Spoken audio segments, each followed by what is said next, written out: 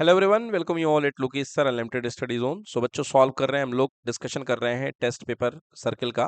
क्या कह रहा है बेटा? In a given figure PT is a tangent to the circle with center O. बेटा ये सेंटर ओ है और इस पर टेंजेंट एक दी गई है PT. If angle T P O equal to 25 degree. बेटा ये जो एंगल दिया गया है ये कितना दिया गया है? 25 डिग्री। ठीक है ना? आपको बताना है कि देन एक्स क्या होगा। ओके बेटा, देखो सबसे पहले बेटा ये टेंजेंट है, मतलब ये कितने डिग्री होगा बेटा? 90। क्या होगा ये? 90। अब आप देखो यहाँ पे ट्रायंगल बन रहा है, तो आपको पता है जब ये 90 हो चुका है तो एंगल सम प्रॉपर्टी से इन दोनों का सम भी कितना होना चाहिए? 180 टोटल होना चाहिए या 90 होना चाहिए इन दोनों का सम। तो 90 माइनस 25 कितना हो गया बेटा? 65। कितना हो गया? सही बोल रहा हूँ? 90 में से 25 माइनस कर दो तो यहाँ 10 में से 5 गए 5, ये 8 बन गया, बिल्कुल सही 65। अब बेटा ये 65 है, ये 180 डिग्री एंगल की प्रॉपर्टी लग जाएगी इसमें। ये इसका लीनियर पेयर है, तो 180 माइनस का 65 बोलो कितना हुआ? 100, 115 हो गया, बिल्कुल सही। करेक्ट आंसर होगा डी, 115 डिग्री। तो ऑब्जेक्टिव है तो मेथड की कोई बात ही मत करो, सीधे सीधे आंसर पे ताला मारो। क्या हो गया? 115। डन। चलिए बच्चों अगला क्वेश्चन देखते हैं 5। In figure P Q R is a tangent to a circle at Q. Okay, P Q R tangent है, बहुत बढ़िया। At Q A B is a chord parallel to P R. A B क्या है? एक cord है जो कि P R के पैरेलल है। बहुत बढ़िया भाई, ए बी जो है कॉर्ड पी आर के क्या है? पैरेलल है। तो बच्चों parallel to P R, B Q R equal to 70 degree. B Q R मतलब बेटा ये पूरा का पूरा एंगल, ये जो यहां से लेकर के यहां तक बी क्यू आर। एक मिनट भाई, कैसी बात कर रहे हो? बी क्यू आर कैसे हो जाएगा 70? हाँ हो सकता है, 90 नहीं है क्योंकि सेंटर से नहीं जा रहा, बिल्कुल सही। तो बच्चों ये एंगल आपका हो गया कितने डिग्री? 70। और जैसे ही ये 70 हुआ हमें पता चल गया ये वाला एंगल कितने डिग्री होगा बेटा? 20। कितना होगा? 20। ठीक है, अच्छी बात है, ये वाला एंगल हो गया 20। अब आप हमसे क्या पूछ रहे हैं? Then angle A Q B कितना होगा? Then angle A Q B आपका कितना होगा?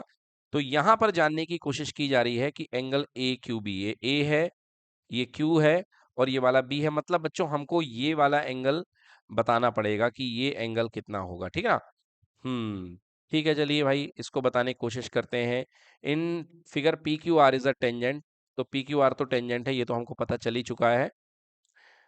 एट क्यू, क्यू पर टेंजेंट है। अब देखिए ये जो टोटल एंगल है यहाँ से लेके यहाँ तक, ये एक्चुअली यहाँ से लेकर के यहाँ तक होगा 90 डिग्री। बिल्कुल सही है, यहाँ से लेकर के यहाँ तक ये जो हो जाएगा ये 90 डिग्री हो जाएगा। ठीक। A B is a chord parallel to P R. A B जो है वो पी आर के पैरेलल कॉर्ड है और B Q R equal to केवल इतना दिया गया है 70। और आपको बताना है कि ये अंदर वाला एंगल कितना होगा। तो देखिए बच्चों सबसे पहले इसमें करना क्या है, जैसा कि हमने देखा। अब देखो बेटा यहाँ पर ये जो लाइन है पी क्यू आर, ये जो नीचे जा रही है ये वाली लाइन है ना, ये जो लाइन है ये क्या है बेटा? इसके पैरेलल है। क्या है इसके? ये पैरेलल है। क्लियर? तो मतलब ये जो एंगल होगा, ये वाला एंगल क्या होगा? इसके इक्वल होगा। बोलो होगा कि नहीं होगा? क्योंकि जेड बन रहा है। क्या बन रहा है? जेड। ये देखो जेड बन रहा है आपके पास में, ये देखो कहां पर जेड बन रहा है? यहां से यहां तक। तो बेटा अल्टरनेट इंटीरियर एंगल से ये एंगल कितना हो गया? 70 डिग्री। ठीक है ना?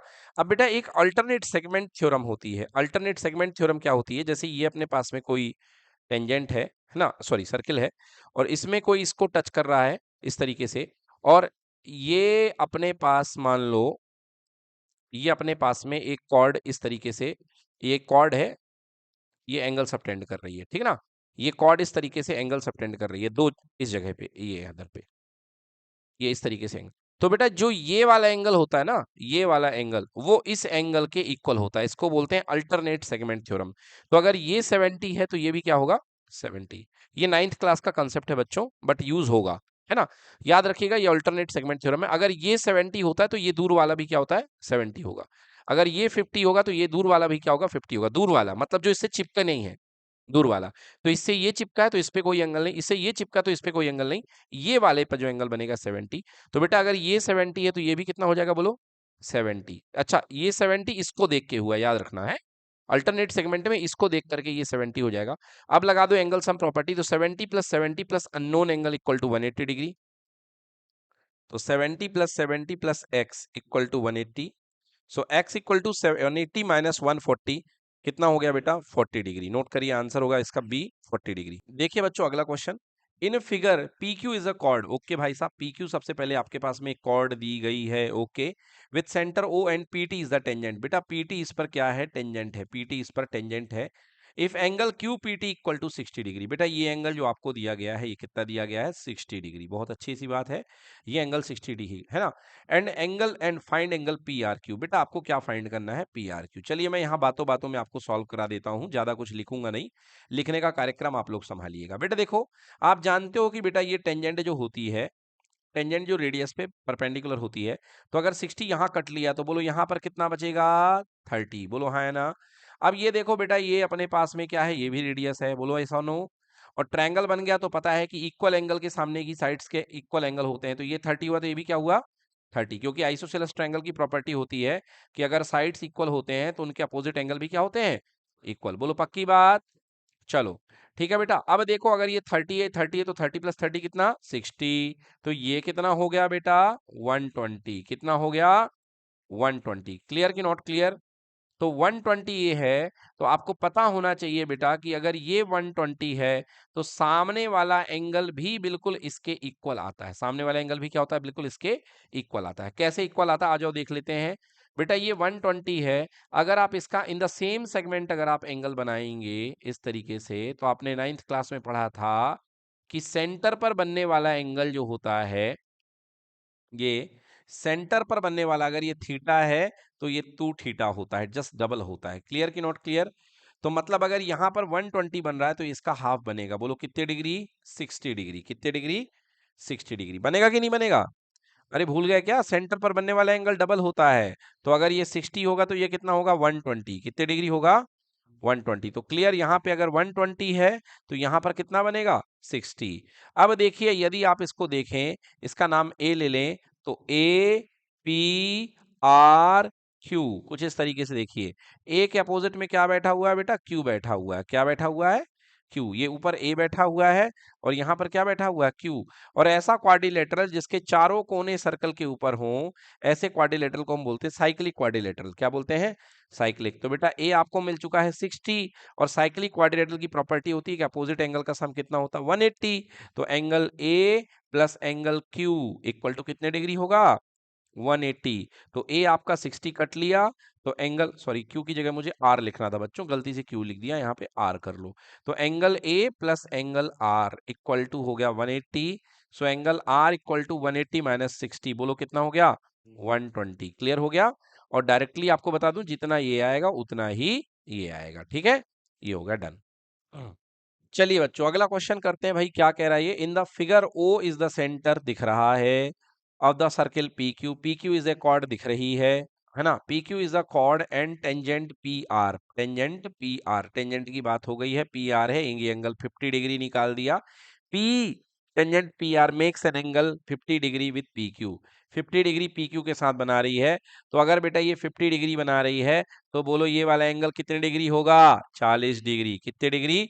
40 डिग्री। और ये क्या है? रेडियस है। ये भी क्या है? रेडियस है। अगर ये 40 है तो ये भी कितना होगा? 40 हो जाएगा। आपको क्या फाइंड करना है बेटा? Angle P O Q. आपको फाइंड करना है एंगल पी ओ क्यू। बेटा ट्रायंगल प्रॉपर्टी लगा दो, ये 40 और 40 कितना हो गया? 80। तो बेटा ये बीच का कितना बन जाएगा? 100। कितना बन जाएगा? 100। एंगल सम प्रॉपर्टी से क्या बन गया बेटा? 100। 40 40 80, और 80 में 100 जोड़ोगे तो 180। क्लियर हो गया? तो ये बन गया अपने पास में 100 एंगल हो गया। ठीक है, अगला क्वेश्चन है भाई साहब 15 number. Prove that a rectangle circumscribing a circle is called a square. मतलब एक बात है भैया, आपके सामने दे रखा है रेक्टेंगल, तो बच्चों याद रखना, इस क्वेश्चन को प्रूफ करने के लिए आपके पास में ये रेक्टेंगल दिया गया है।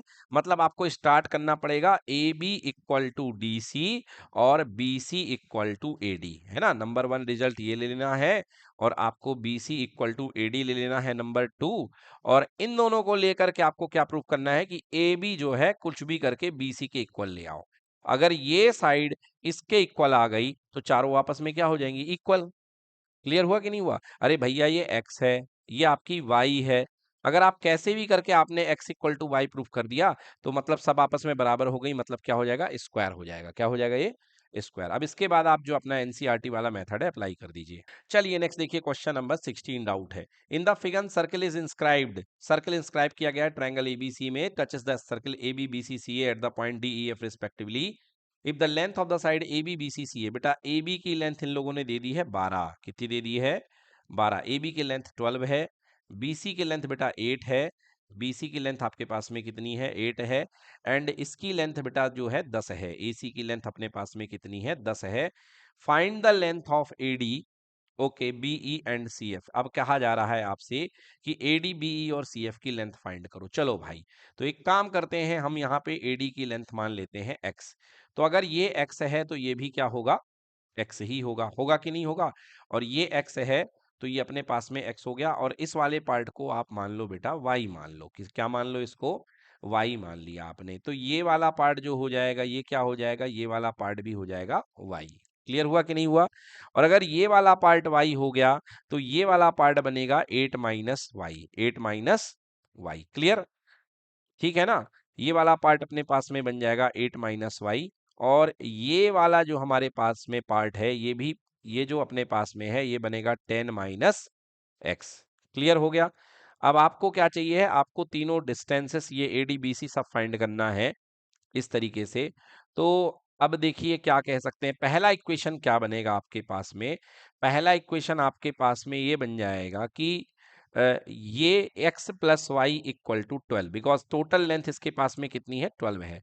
तो फर्स्ट इक्वेशन आप लिख सकते हैं x plus Y equal to 12। बताइए लिख सकते हैं कि नहीं लिख सकते, बिकॉज a से लेके d तक x है और d से लेके b तक क्या है y है। यार बोल नहीं रहे हैं बच्चे, मतलब समझ में नहीं आया, बड़ा मानसिक स्तर कम है बच्चों का, बड़ी दुखद बात है ये भारत देश के भविष्य के लिए।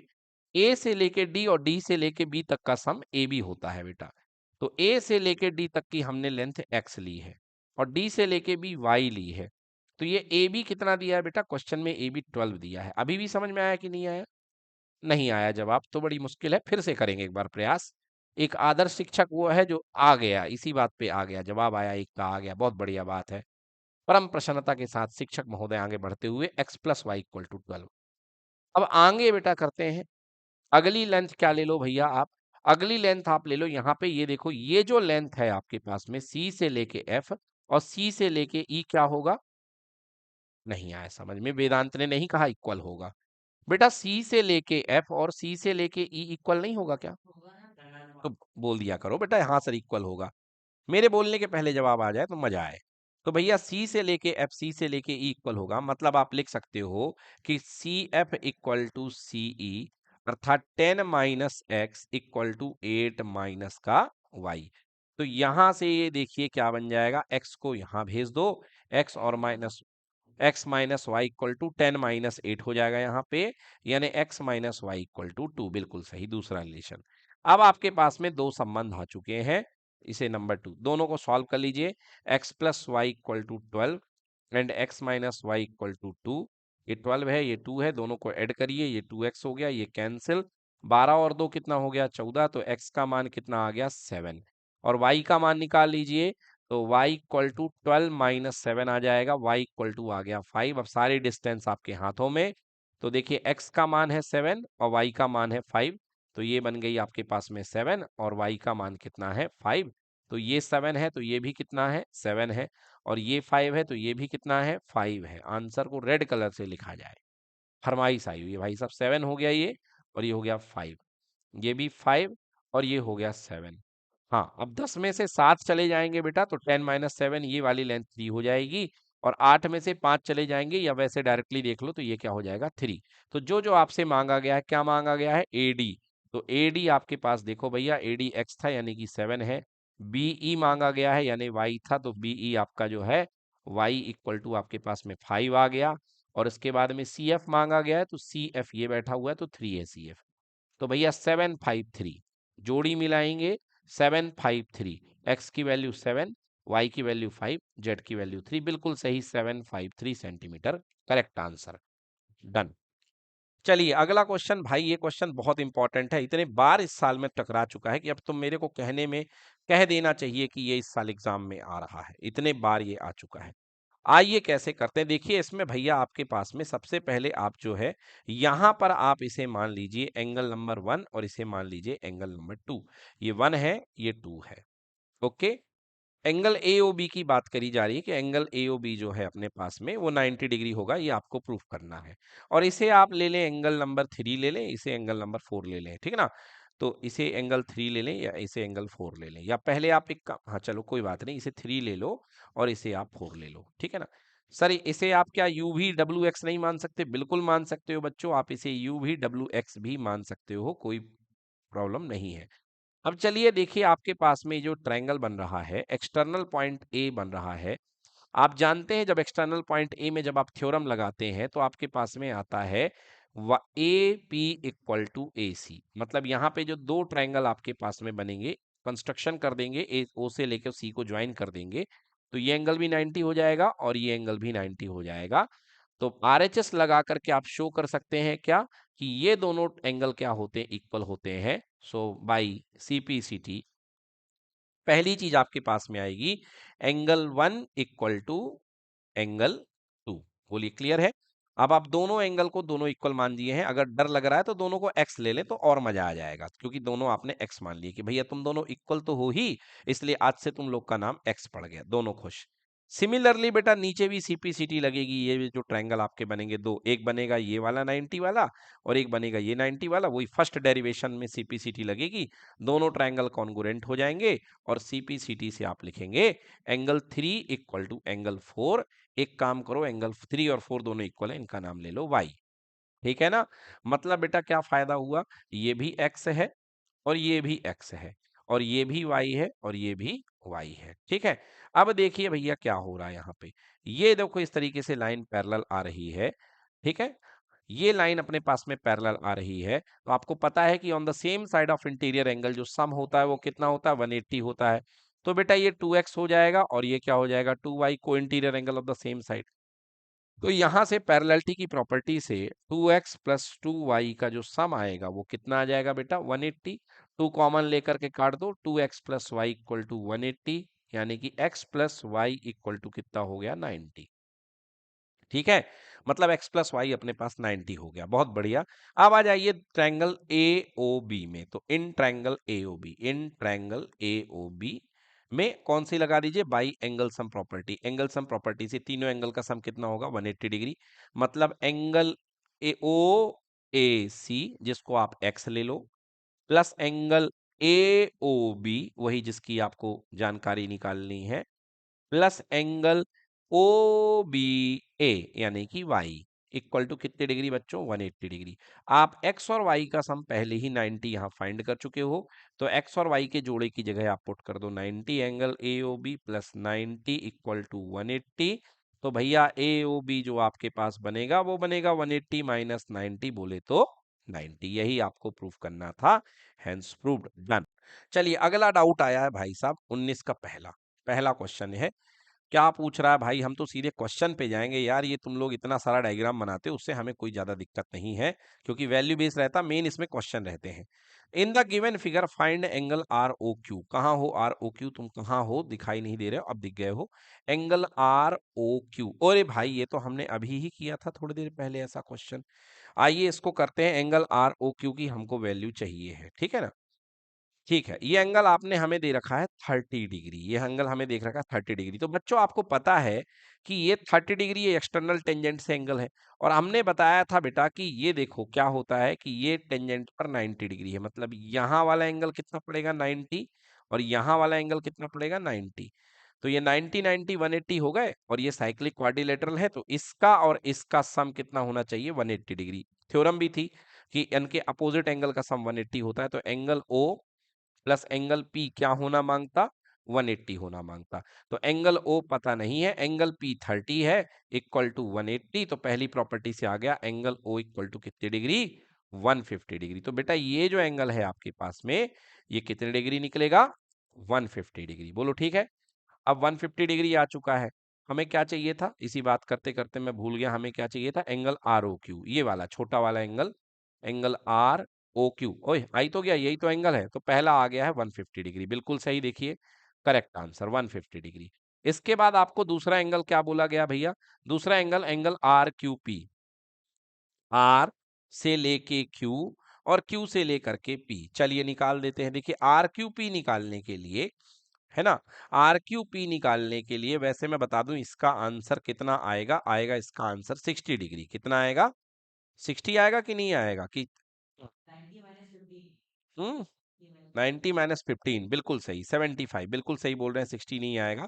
देखिए एक डायरेक्ट थ्योरम होती है, यदि इसको आप मिला दोगे इसको तो आपको दिखने लगेगा बेटा, ये 30 होता है और ये वाला बेटा जस्ट इसका आधा होता है। जस्ट इसका क्या होता है? आधा होता है।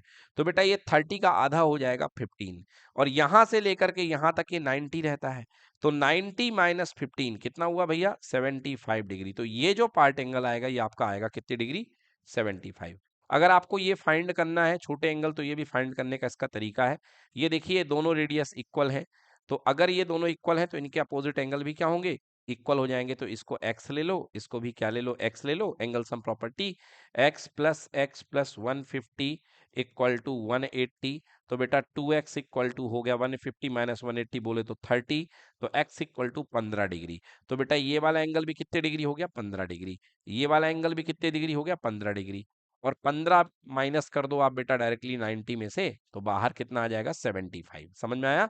तो ये वाला जो पोर्शन आएगा वो 75 आएगा। और बाकी थ्योरम याद रखिएगा, बाहर वाला एंगल डबल होता है और अंदर वाला जो कॉर्ड को मिलाने पर एंगल होता है जस्ट इसका हाफ होता है। बताया था ना आप लोग को? हाँ, अगर ये बाहर वाला 2 थीटा है तो ये अंदर वाला क्या होगा? थीटा होगा। क्लियर? तो ये सारी बातें होती